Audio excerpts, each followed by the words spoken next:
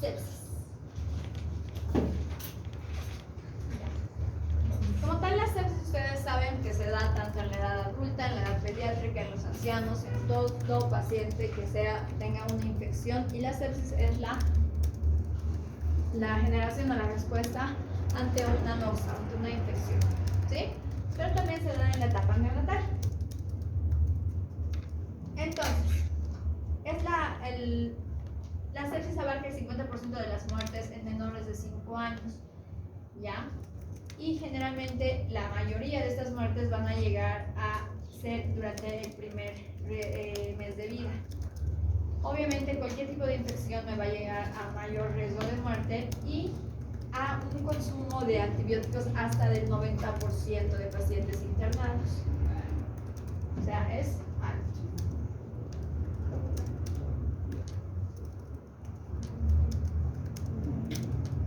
Como clasificación, tenemos que la sepsis puede ser de dos tipos grandes. Primero, lo que es la sepsis de inicio precoz, ¿verdad? Que se va a hacer aquellas que se manifiesten entre los primeros 3 a 5 días, menor a 3 a 5 días, ¿verdad?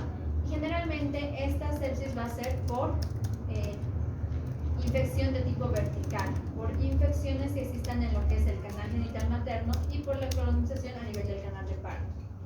Ya viene luego la otra clasificación, que es lo que es la sepsis tardía. La sepsis tardía es la que se va a presentar después de los 3 a 5 días de vida, ¿sí? En algunos textos está después de los 7 días de vida.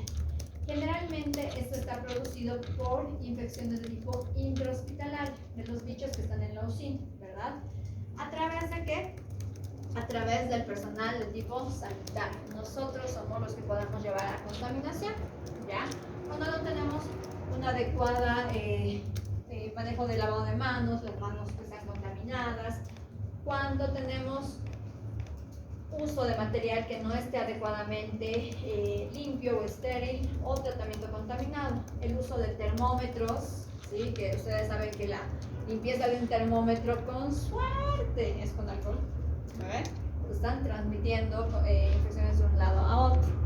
El uso de sondas, de catéteres, las sondas orogástricas sin motivo que les colocan para ver permeabilidad esofágica a todos los bebés, me pueden ser un factor de riesgo para que haya luego sepsis. Y también hay las sepsis que son comunitarias, que son adquiridas fuera del hospital. Generalmente tienen que ser secundarias a algún tipo de infección adicional, que haya alteraciones a nivel de la piel, que haya neumonías, entre otros casos, ¿sí? Ya. Entonces, hablando de lo que es la sepsis precoz, habíamos dicho que se presentaba antes del 5.º día, ¿verdad? Se dice precoz en el recién nacido a término cuando aparece entre el día 0 al día 7.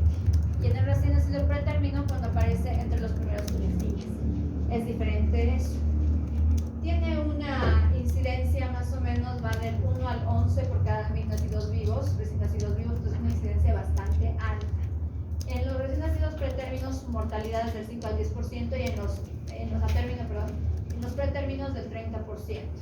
¿Por qué va a morirse esa guagua? Porque te pueden desencadenar síndrome del tren respiratorio, apneas o hipotermias. Los gérmenes más comunes para la aparición de la sepsis tardía, precoz, es el estreptococo beta hemolítico del grupo B, la Escherichia coli, la Klebsiella y la Listeria, ¿sí? Va a depender mucho de los factores, está asociada a factores tanto maternos como perinatales, vale decir infecciones urinarias, que haya colpitis, altercorioneoitis, entre otros, ¿verdad? Y el hecho de que haya ruptura prematura de membranas mayor a 18 horas como tal, ya es un paciente que está séptico. Mayor a 8 horas de ruptura prematura de membranas es un paciente potencialmente infectado, por si acaso, son las diferencias. Mayor a 8, potencialmente infectado, mayor a 18 horas es séptico. También está asociada a bajo nivel socioeconómico porque lamentablemente son las que menos van a ir a lo que son controles prenatales o no van a llegar a hacer una atención hospitalaria de su parto, ¿verdad? ¿Qué tenemos que tomar en cuenta nosotros para sospechar de una sepsis, de que la mamá está infectada, que haya fiebre intraparto o los días después del parto, que haya leucocitosis, que el líquido amniótico esté fétido o purulento, ¿verdad? O que haya taquicardia fetal. El hecho de que haya taquicardia fetal ya les tiene que llamar la atención porque es un potencialmente infectado, ¿sí? Si hay fiebre y si el líquido amniótico está oliendo feo, ustedes tienen que sospechar que ese paciente está en riesgo de sepsis. Ahora, tomando en cuenta que los agentes más comunes eran el estreptococo beta-hemolítico del grupo E, tenemos que ver lo que se llama la enfermedad invasiva por el estreptococo del grupo B, ¿ya? Hay que saber que el 20% de las mamás y de las mujeres están colonizadas por esta bacteria, ¿ya? Entonces, si bien están colonizados, solo 1% va a llegar a tener la enfermedad, o sea, de sus hijos va a tener la enfermedad de tipo invasiva. Más o menos su incidencia está entre 0.5 al 1% de cada 1000 recién nacidos vivos y lamentablemente tiene una mortalidad súper alta hasta del 20%, ¿sí? En la enfermedad invasiva por el estreptococo beta-hemolítica grupo A va a ser un tipo de sepsis precoz, ¿verdad? Que puede estar muy sintomático en los primeros 24 horas, en 48 horas.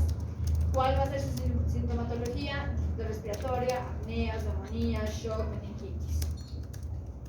Si por algún motivo llegara a desencadenar una enfermedad tardía, ya por nosotros, por manipulación mala nuestra, ¿verdad? Va a tener otro tipo de características.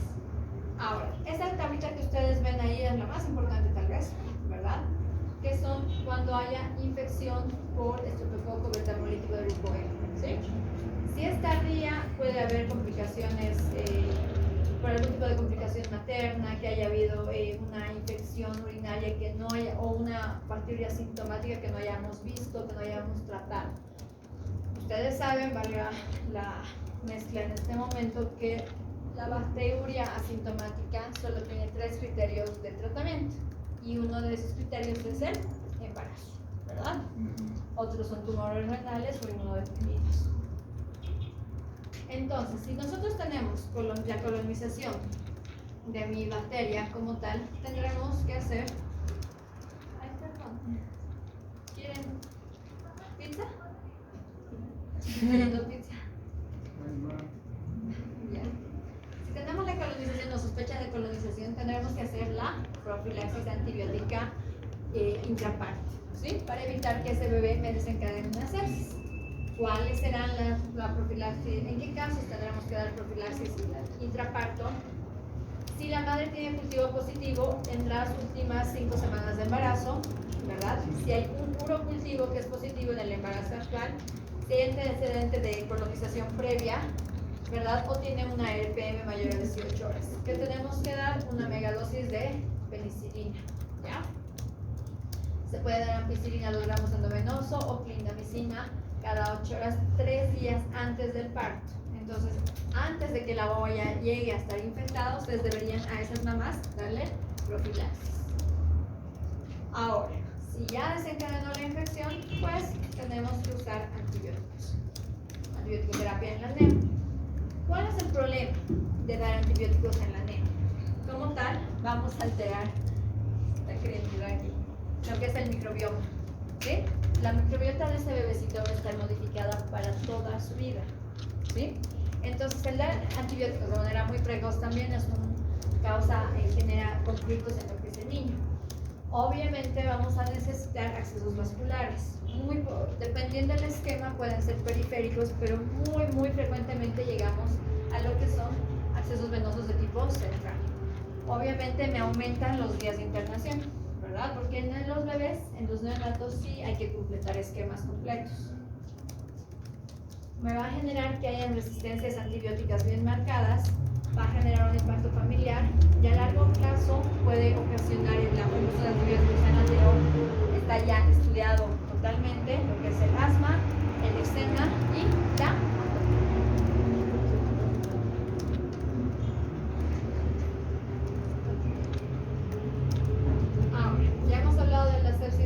la tardía o intrahospitalaria o infección relacionada al cuidado de la salud.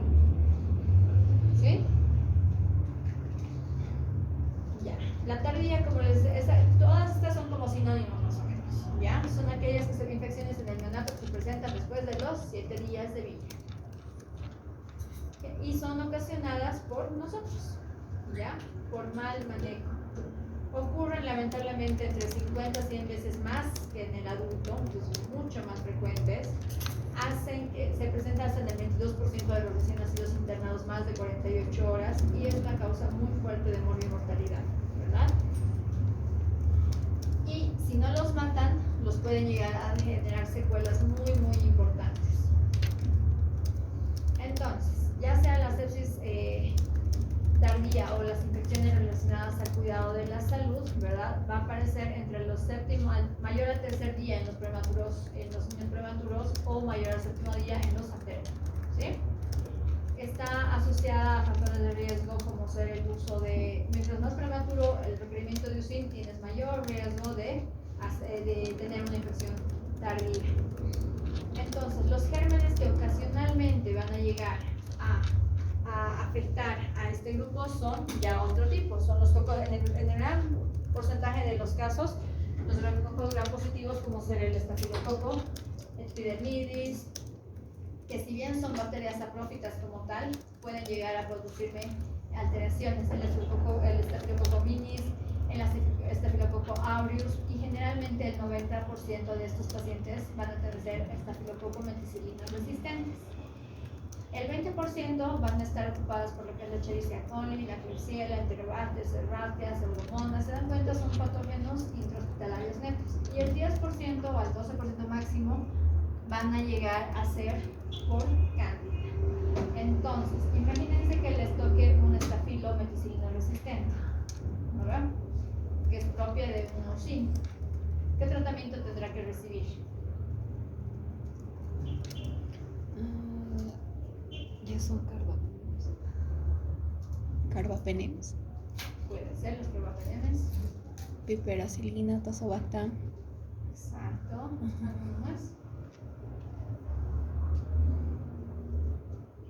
Pero son bombas nucleares. Son lo último que tenemos en la escala de medicamentos junto con el colistin. Entonces, yo tengo que usar ese tipo de antibióticos en un neonato. ¿Se imaginan cómo va a ser el resto de su vida? Va a tener resistencia bacteriana totalmente alta y lamentablemente ese bebé puede quedar colonizado con un estafilo meticilino resistente, que cuando tenga una neumonía focos múltiples nos quedan arruinados. ¿Se da cuenta?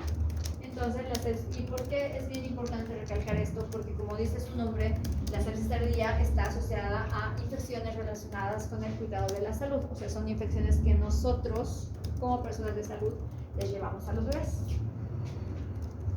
Ahora, en cuanto a la relación del peso del nacimiento y a la aparición de la sepsis tardía, se van a dar cuenta que mientras menor sea el peso de nacimiento, o sea, hasta 750 gramos, tiene un 45% de riesgo de adquirir la infección. Este es un estudio que te dice más o menos a nivel mundial cuál es el tipo de agente que está más frecuentemente en las distintas áreas. En toditos, el estafilococo coagulasa positivo es el que se lleva la flor. ¿Ya? Hablando de lo que es la prematuridad, como les decía, y la infección, vamos a hacer que obviamente hemos dicho que el prematuro tiene mayor riesgo de infección porque tiene disminución de lo que son los neutrófilos, porque su alteración en su quimiotaxis todavía está alterada, sus enzimas todavía no son del todo reguladas y su barrera cutánea mucosa todavía está muy disminuida, ¿verdad? Estos bebés, al estar internados por la prematurez, van a estar colonizados con gérmenes de tipo hospitalario. Y lamentablemente a estos bebés, para garantizar su glicemia, para garantizar que no tengan deshidratación o trastornos, van a ser pacientes que van a tener múltiples accesos vasculares, ventilación mecánica, entre otros, ¿verdad? Nutrición parenteral, y son los que tienen mayor riesgo de infectarse. Hablando de lo que son las manifestaciones clínicas como tal, de lo que es una sepsis, vamos a ver que los bebecitos son asintomáticos u oligosintomáticos. ¿Ya? ¿Cuál es la primera característica que vamos a tener? Alteraciones de la regulación térmica. Entonces me dirán que un bebé va a hacer fiebre. Al contrario, la fiebre más está asociada, por si acaso, a alteraciones de la lactancia. ¿ya? Que tenga una lactancia externa adecuada. Los niños que les nacen hipotérmicos o que están hipotérmicos están sépticos, ¿ya? Va a haber, su actividad va a estar disminuida de manera espontánea, o sea, va a estar durmiendo todo el tiempo, va a estar hipotómico, puede haber alteraciones del azúcar como ser hipo o hiperglicemia, puede haber alteración a nivel de los parámetros vitales como ser la frecuencia cardíaca que va a estar alterada como una taquicardia, puede haber ictericia, intolerancia alimentaria, letargia, va a haber inestabilidad respiratoria, apnea, requerimiento de ventilación mecánica, puede haber distensión abdominal, que empiece a tener residuos el bebé, rechazo al alimento, hipotensión y shock. ¿Se dan cuenta? Toda la sintomatología es la que se da en todas las enfermedades neonatales. Entonces es mucho más dificultoso diagnosticar como tal la sepsis. En cualquier paciente que ustedes tengan un mínimo cambio, si ayer mi guagua estaba tomando bien la leche y hoy día dejó de tomar, listo, sospecho de sepsis. ¿Sí? Si me estaba manteniendo normotermias de 36.4 y hoy día me bajó a 36, sospecho de sepsis. ¿Sí? Si ayer estaba con 1 litro de oxígeno y ahora me está pidiendo 2 litros de oxígeno, digo, momento. ¿Sí, ¿existe alguna manifestación que prima sobre las otras? La hipotermia. La hipotermia. O sea, la hipotermia en un recién nacido es más alarmante, pero son manifestaciones que no están en todos los pacientes. Ese es el problema de la sepsis. Pequeños cambios ya nos hacen sospechar en sepsis. Gracias. Para hacer el diagnóstico tenemos que tener un cultivo positivo. En la sepsis neonatal tenemos que tener un hemocultivo que sea en 2 accesos diferentes. Vale decir, que me tomen de mi manito y de mi piecito. ¿Ya? Creo que tienen clase aquí, ¿no? ¿Me estás mirando, chico? Puede ser. Probablemente. Creo que sí. Ya. Ay, Vamos a pues,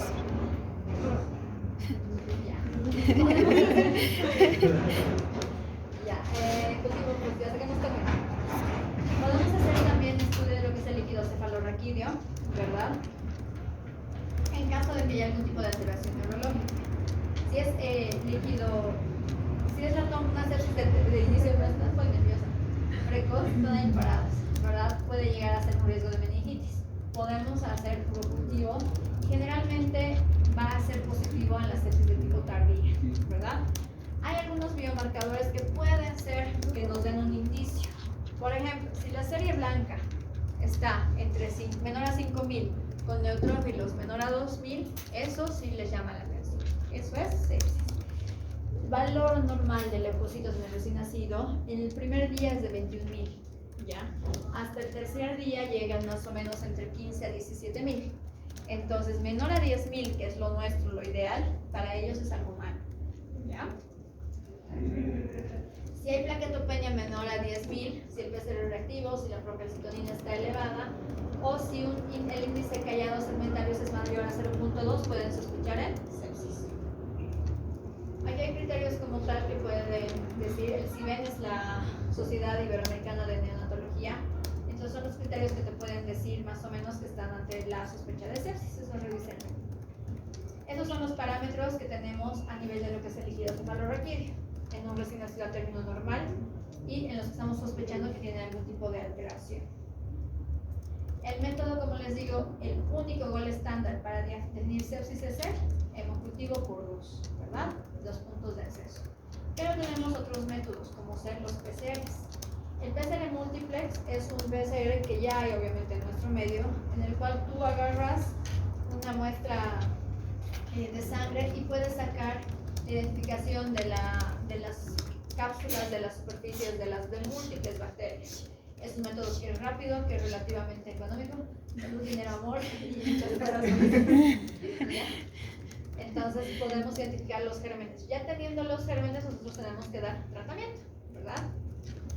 Entonces, si estamos pensando, antes de tener un diagnóstico confirmatorio ya con el agente causal como tal aislado, tenemos que ir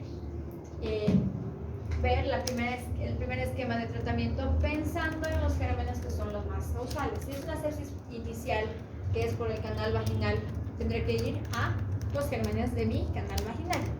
Ya les he repetido 50.000 veces esto, pero sabemos que están colonizados por gram negativos, por listeria, entonces tienen que cubrirme gram negativos, que será la gentamicina, ¿verdad?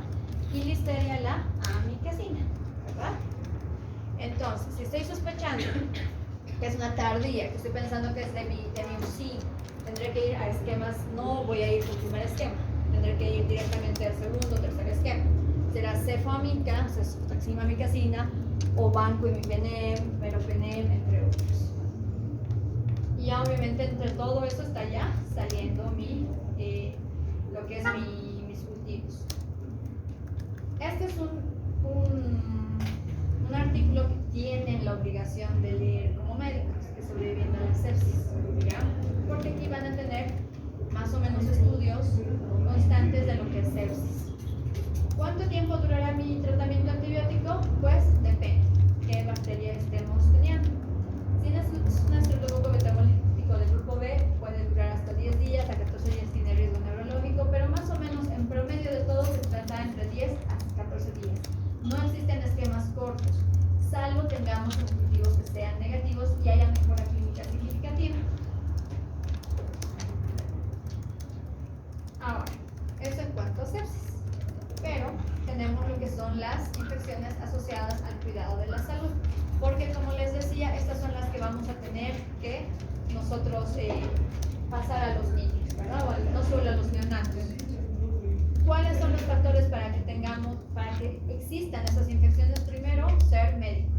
Sus batas, a ver, sus guardapolvos.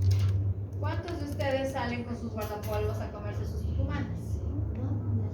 Qué bien que nos les dejen aquí. ¿Se han visto a los queridos amigos de la UNSA? ¿No ven? Están comiendo su tucumana en plena triangular, al lado de un niño, al lado de un anciano, valiéndole madre que ha estado 5 minutos antes en el hospital de clínicas. ¿Verdad? Entonces eso, ¿cuántos de ustedes se van con sus pijamas a sus casas? Eso sí. Eso sí, eso sí. ¿Cuántos tienen zapatos para el hospital y zapatos para sus casas? Nadie. Yo sí, obviamente aunque sí quiero.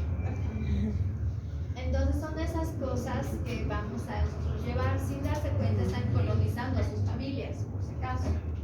¿Ya? El ser médico asistente donde sea en una terapia intensiva, ¿qué quiere decir? Que ustedes están colonizando con los gérmenes de ese lugar, ¿verdad? El hecho de usar sustancias que provoquen la irritación y la sequedad de la piel, o sea, el lavarse con sustancias muy irritantes, jabones no aptos para limpieza hospitalaria, también te causa mayor sequedad de la piel, se rompe tu barrera cutánea y te colonizas, ¿verdad? El hecho de que vean las piletas, los inodoros que sean inadecuadas, falta de toallas, necesidades. La clorexidina, chicos, el lavarse con clorexidina es la primera causa de irritación cutánea que tenemos. El lavado y la higiene de manos. Si ustedes les hago ahorita un cultivo, les puedo asegurar que encuentro miles de gérmenes. ¿Ya? Incluyen porque han agarrado monedas, ¿no ven? Han agarrado billetes, están agarrando sus celulares, cuando los mismos que van al baño están ahí estudiando en lo que hacen las necesidades, ¿verdad? Todo es un sí. Dejen de mirarnos. Ya, entonces la higiene de manos tiene que ser en todos los tiempos, los 5 tiempos, que es antes, durante, posterior, al salir de la habitación de la atención del paciente. La siguiente es más o menos la relación del beneficio entre lo que es el alcohol en gel y la clorexidina, ¿sí? Como les digo, si bien sirven, el exceso de cualquiera de estos dos solo nos causa resequedad en la piel y más la clorexidina nos puede causar dermatitis, entonces tienen que tener mucho cuidado. El uso de excesos vasculares, ya que no sea de manera adecuada, es el primer factor de riesgo que tienen. Si se dan cuenta, sabía aquí cómo está nosotros van a ver cuando vean las diapositivas, está todo lo que tendría que ingresar dentro del lumen venoso, está allá afuera como un gusanito, ¿verdad? ¿Qué es lo que hacen nuestras queridas enfermeras? ¿Verdad? El hecho de que no tengamos dónde colocar las cosas, como está en esta imagen. Una incubadora jamás debería estar así, con tantos dispositivos, tantas cosas que me producen colonización y contaminación de mi bebé, ¿verdad? Entonces, ¿cuál es a nivel general? ¿Qué tenemos que hacer? Tenemos que tener un sector que sea limpio, diferenciado, todo bien, con buena nomenclatura, todo bien establecido, ¿verdad? No hay que recargar frascos, no deberíamos hacer reutilización de las cosas. Lamentablemente estamos en un país donde todo lo reutilizamos, pero nos queda de otro, ¿sí? ¿Por qué creen que llegan muchos extranjeros y bien pisan y están con diarrea? Bueno, más bien ya somos resistentes. Hacer una planificación intrahospitalaria que sea adecuada, la higiene de manos es la responsabilidad de uno mismo. Ustedes, por eso les digo, vayan a los hospitales, bienvenidos sean siempre, pero pues tengan responsabilidad para con sus familias, ¿verdad? El uso racional de los antibióticos, ir sacando la minimización del uso de muestras sanguíneas. Esto es bien importante, chicos, para todo lo que es neonato, pediatría. No sean de los médicos generales que van a agarrar y digan, llega con fiebre, laboratorios. No, nosotros somos netamente clínicos, ¿sí? Y bueno, para terminar, como conclusión, tenemos que tener un lavado de manos que sea adecuado, ¿ya? Ya, voy a repetir. Tenemos clases de 4 a 6 y media. Ay, bien, perdón, ahorita acabamos. Ya, gracias. Ya. Tenemos que tener zonas que sean libres, que sean zonas que estén identificadas como que son libres de patógenos, áreas para comer, áreas para hacer las diferentes cosas. ¿Ya? Eso es todo. Niños, con ustedes nos falta un tema. ¿Qué? Puede ser la siguiente clase y el examen el viernes.